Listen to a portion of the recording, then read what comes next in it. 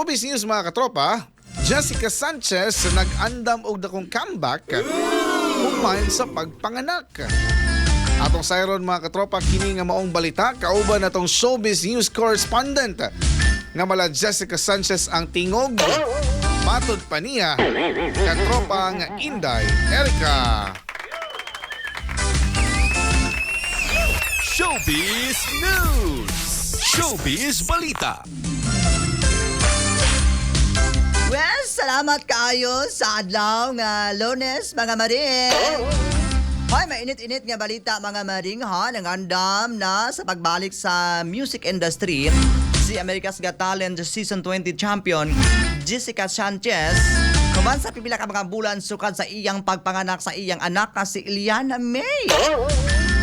Sa iyang social media post, ipahibalo sa Filipino-American singer ang kabag-uhan sa iyang kinabuhi isip inahan.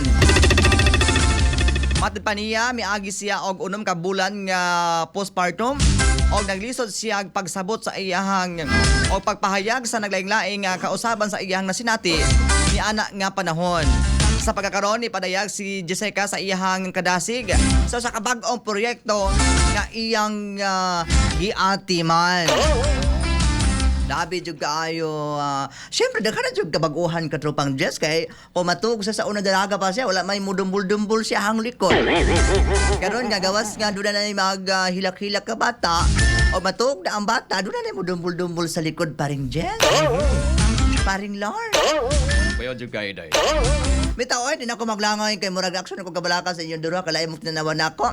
Ako ni si Maring Inday Erica, di bang kagwapa, di bang kumista sa sama ni Jessica Sanchez. Hindi ko piyansa, basi kumapon, maako na mo.